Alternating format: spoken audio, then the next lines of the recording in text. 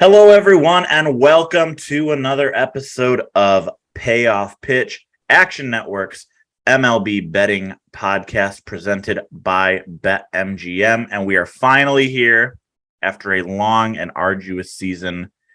The 118th World Series, Philadelphia Phillies against the Houston Astros, gets going on Friday night in Houston. We're recording this on Thursday morning, breaking down our favorite bets for game one. As a reminder, if you missed it, we do have another episode talking about our best bets for the series as a whole, MVPs, futures, props, etc. That's up right now wherever you listen to your favorite podcast. This episode will specifically be talking about game one, Aaron Nola against Justin Verlander. I'm Colin Whitchurch, subbing in for Brendan Glasheen today, taking a step back from the quote-unquote expert role, letting our two aficionados, Sean Zerillo, Anthony DeBundo, take the reins with their favorite bets for game one. I'll set them up. They will knock them down, so to speak. So let's jump right into it. Phillies Astros game one. That's Friday night, 8:03 p.m. Eastern on Fox. As I mentioned, Aaron Nola against Justin Verlander. The Phillies are plus 140 underdogs. The Astros are minus 165 favorites. Total sitting at 6.5 right now on BetMGM. Anthony DeBundo, I will start with you because you didn't get a chance to talk about your futures. You weren't on our futures episode. Again, people go and check that out if they haven't already. So DeBundo, before you get into your favorite bet for game one, you've got a future to recommend, and then let us know how you're betting Friday night's game as well. Yeah, so I took some, you have to take a flyer on a World Series MVP, right? That's the whole fun of this series.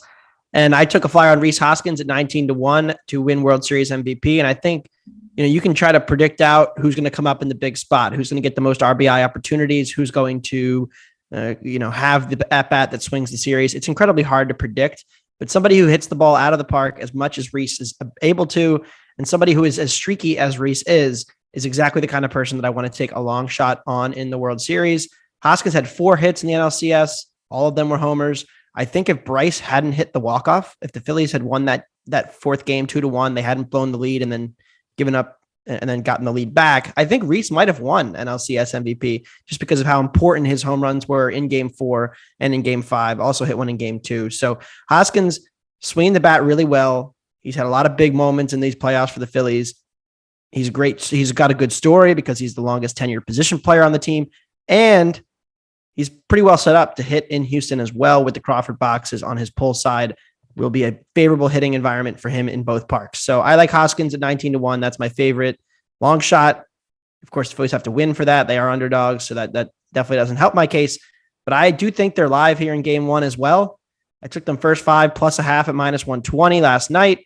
I love that bet. Aaron Nola has found an extra tick or two of velocity in these playoffs, not just when he's facing his brother, when he threw the hardest pitches of his career, but he's been touching 94, 95 very consistently, and he's been really tough to hit. And that was the case going back all the way to this great run really started, which was actually at the end of the regular season, his final start of the regular season. He faced the Astros in Houston.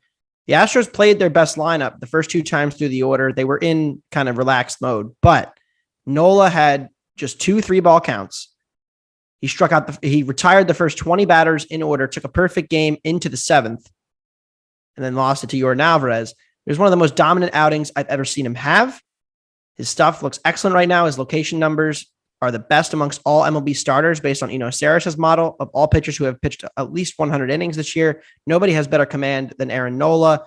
He's not going to give free bases out. I think the Phillies are definitely even in the pitching matchup in the first 5 innings. So I like them catching that half of a run on the road. I also think they can have a successful approach against Verlander.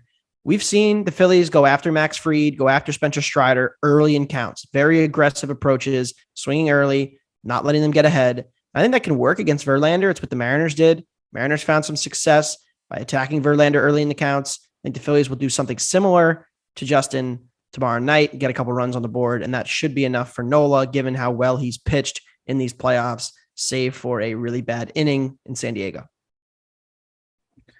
Verlander, definitely not infallible in the playoffs, despite his sterling record, his likely AL Cy Young winning season for the Astros. As you mentioned, against the Mariners, he got roughed up. They jumped on him early. Be interesting to see if the Phillies can do that as well. Zerillo, you have been our Phillies guy all season long. It's funny to say that on a podcast where you're sharing a screen with Anthony DeBundo, the number one Phillies fan at Action Network. But you've been on the Phillies all season long. You cashed an NL pennant ticket on them. You have a World Series future pending. If I can guess where you're going with game one, is it true or not? Do you agree with Anthony? Yeah, especially for the first 5 innings, that first 5 plus the half a run. I like it up to about minus 128. But I also like the first 5 money line as well. You could play that to plus 127 and the full game money line to plus 134. That would be a smaller bet for me. But I made their first 5 line plus 117, the full game money line plus 124. So about 10 cents off from either of those projections, respectively, is where I would play the price targets.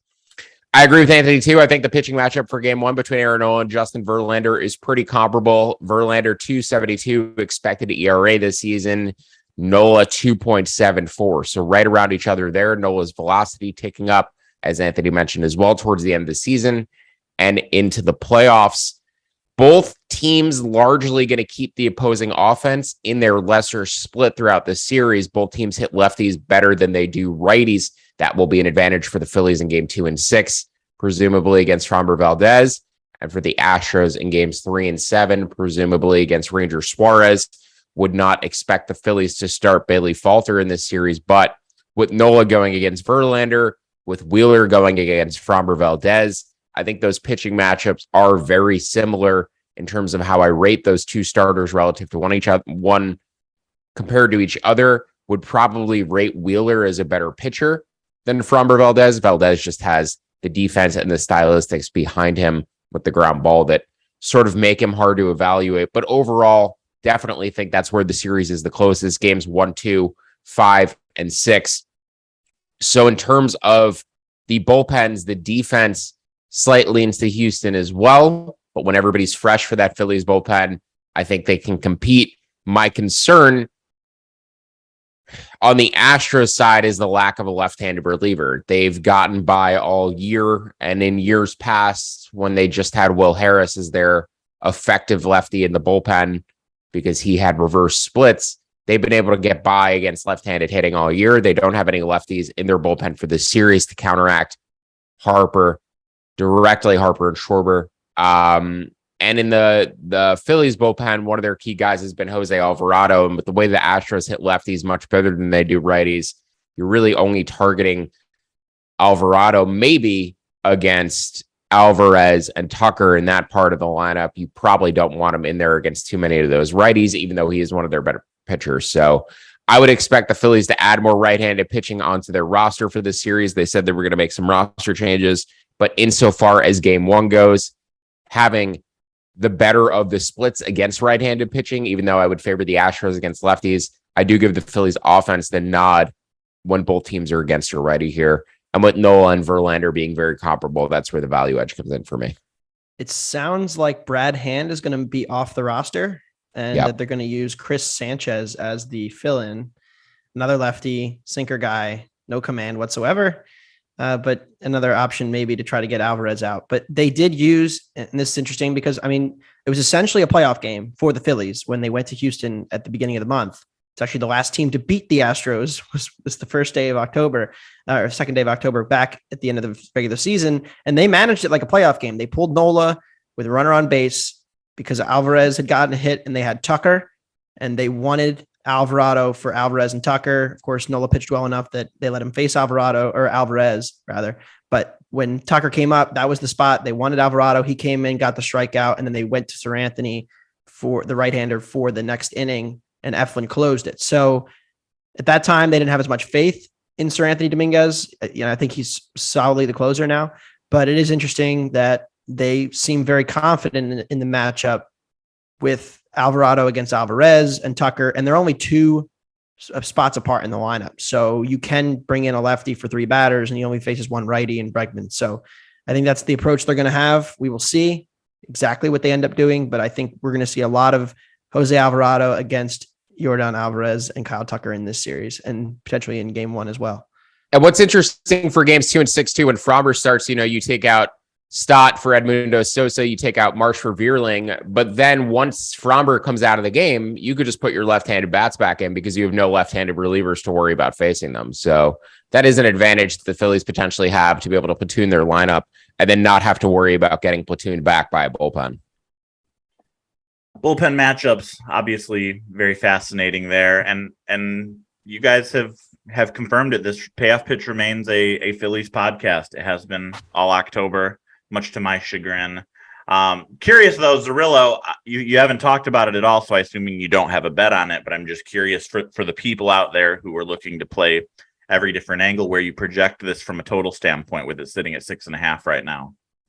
Yeah, I have it at 6.6. This is always going to be a stadium that is dependent for roof open or roof closed in terms of the run scoring environment. So keep an eye on what they say with regards to the roof. I'm not sure how the weather is in Texas right now, but I know that they did open the roof at some point down there during the playoffs already. So I was skeptical that they would keep it open throughout the playoffs. Normally they have it closed, but they've done it already. So keep an eye on it. But yeah, if that roof is open, I would probably be looking at more of an over, and with it closed, I think I'd have it right around 6.5.